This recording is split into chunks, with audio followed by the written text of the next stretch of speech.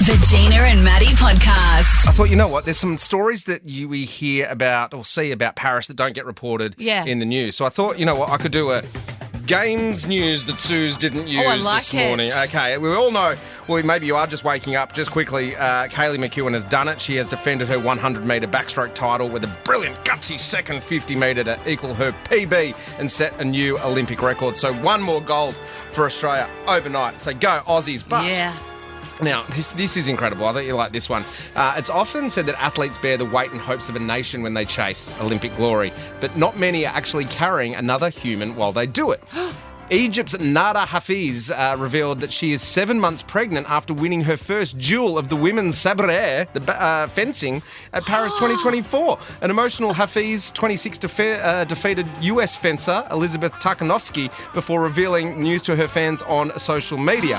What appears to you as two players on the podium were actually three. It was me, my competitor, and my yet-to-come into our world little baby, she wrote on Instagram. How Is good she is one that? of those people that you can't tell they're pregnant?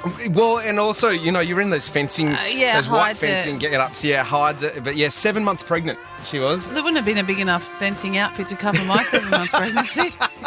Would have been quite the target. Are you allowed to even fly at 7 months? No. But you can fence at the anyway. Now, do you remember we spoke about the Canadian soccer coach who got kicked out of the game, sent home because they were spying on That's the right. New Zealand football team with a drone. With a drone, Yes.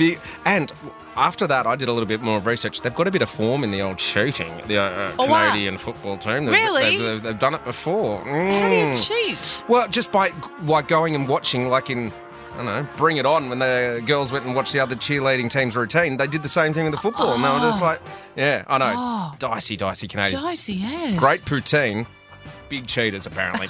Hello to all our Canadian friends who are listening, but we do love you. Obviously, adding a little bit of mayo to that for comedy purposes. Now, another person has been sent home. Ana Carolina Vieira from Brazil was sent packing after being caught short as she attempted to flout the rules to party with her partner.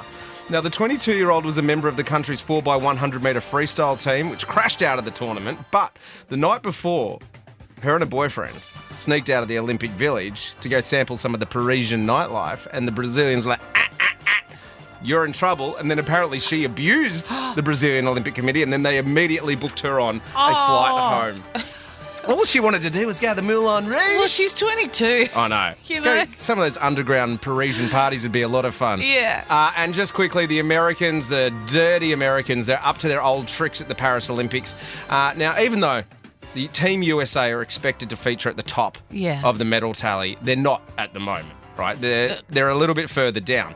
But what some of the dicey news services in the States are doing, like NBC and the New York Times, no less, they've come up with a way of making it so the Team USA are on the top. So the way the medal tally works is the top team is who's won the most gold, not the most total medals. So in all of their reporting in the States, they're just flipping the medal tally to make it whoever has the most medals in total is at the top of the medal tally. There's more of them, so statistically. Well, at the time of printing this, they'd won 20 combined medals, but only 3 gold, whereas Japan, France and China, 6, 5, 5. Dicey Americans. Hey. Dicey Americans. Gina and Matty. It is your turn to get involved in the show. Can I ask the question about tomato sauce? What do you put tomato sauce on that everyone else thinks is a bit weird? Maybe it's you, maybe it's your partner, maybe it's your kids. The reason we're talking about this is because yesterday on the show, I did my top 5 condiments. It's Tuesday. You started an argument with the Central Coast, basically. I did, didn't I? I didn't think it was going to be. I thought potatoes was the week before was going to be more controversial, but for my Tuesday top 5, the condiments certainly kicked off a bit of a storm on our Facebook, on our Instagram as well. On our Facebook there, Béarnaise sauce was getting thrown around a lot. How could I have not had that in my top 5? It's pretty good. It is pretty good, but as a top 5 sauce... Yeah, I probably wouldn't have put it in there. Now- Margaret's gone, no way tomato sauce. It's barbecue sauce all the way. I think I agree with her. So would you have had tomato sauce in your top 5 at all, or would you have just substituted that out Yeah, for barbecue? wouldn't be in my your top top 5. Nah. Justice for gravy was something that Meg said. Gravy was in my top 5, but she obviously thinks it should have been higher. Cheese sauce from Michelle. Now, I didn't even think of cheese sauce. Cheese sauce makes everything better. As a kid, it really does. That was the only way my parents could get me to eat cauliflower because Mum just boiled the life out of it. And that's what they did back then, yes. It's like, if you can have some cheese sauce on it, will you eat it? Yes, I will. And then it got me thinking about my foul children and what they use tomato sauce on. Oh, what do they put it on everything? They put everything. Ziggy, my 7-year-old son, he wants his little cucumbers. I was like, you're having, like, we've got grilled chicken. What do you need tomato sauce for, mate? Yeah. And he's like, no, for my cucumber. Lexi's eating the cucumber. Yeah, I know. Is it the tomato sauce with lots of sugar in it as well? No. We use the one that's low sugar, and we've got for the kids, and we've got the normal one for us. Don't tell them. Don't tell them. No, it's so dodgy. But then one of my kids, Stevie, she uses tomato sauce on chicken, and I'm like, okay, you've got to grow out of that, surely, because tomato sauce and chicken. If it's just plain chicken, I don't mind. If it's just plain grilled chicken with nothing else it's on it. Tomato sauce on the bird? Oh, okay. See, I don't know. I'll go barbecue sauce on the bird, but not tomato sauce on the bird. Give it the bird. Give it the bird. All right, your turn. We'll take your calls when we get back. Gina and Maddie. We're talking all things tomato sauce. Tomato sauce. I really love to eat it. Tomato sauce. Now, they said they wouldn't call, and the phones have lit up. Now, we're talking about this because I did my top 5 condiments yesterday for Top 5 Tuesday, and tomato sauce came in at number 1, and it was slightly controversial according to the people of the coast. But we're asking the question, what do you put tomato sauce on that how the people think is weird? Yeah. And we're getting some stuff through on the socials as well. Like Katie from Woiwo. Katie, it's her friend. Just saying it's her friend. Yeah, right, puts sure. ice cream sandwiches with tomato sauce. Well, that's foul. Katie, your friend is weird. You can always send us a message at Gina and Matty on Instagram. We've got Liz in Clarnievale. Hi, Liz. Hey, guys. How are you? Good, mate. Now, okay, I'm going to treat this as a safe place. There's no judgment. No. Okay. I'm full of judgment of my 4 sons. It's your she's boys. dubbing them in. Okay, what do you got for us?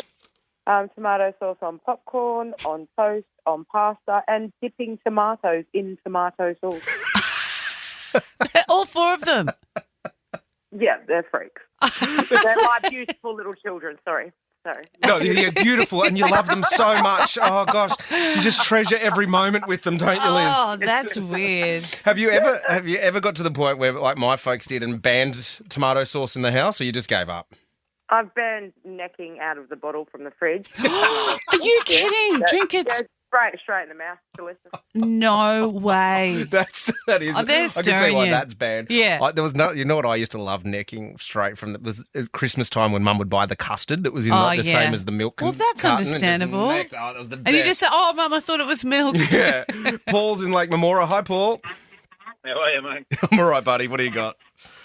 I like tomato sauce and peanut butter on toast or on a sandwich. That's pretty good. Okay. How did you come to discover that as a food combo?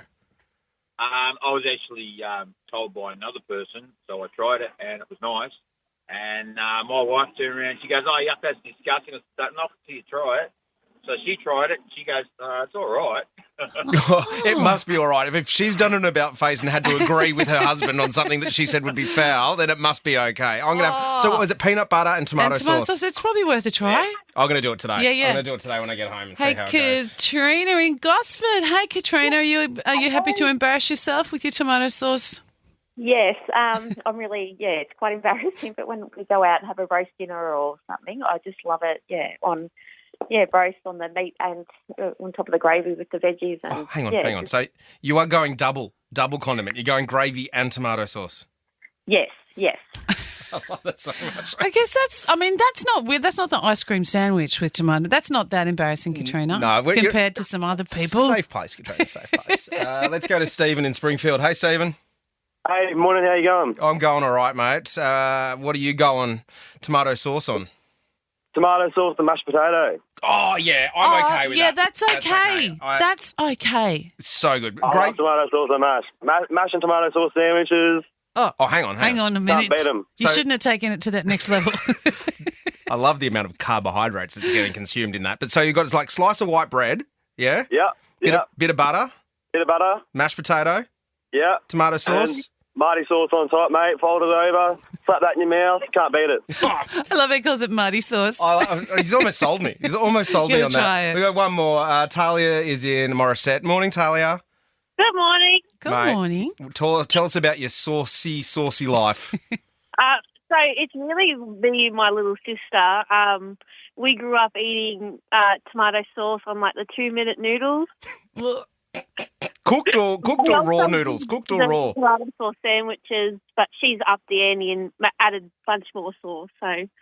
Hang on a minute. So we got 2-minute noodles with sauce. You've done a bit of like tomato sauce sandwich world. Yeah. Okay, and what was the last one? My little sister, she not only has like tomato sauce on her sandwiches, she has barbecue, aioli, whatever sauce she's got in the cupboard that goes with tomato. She puts it on there. Oh, she's a sauce lover. Oh, I love that. You can keep this going on our socials at Gina and Matty on Instagram. The Gina and Matty Podcast. For more great comedy shows like this, head to novapodcast.com.au.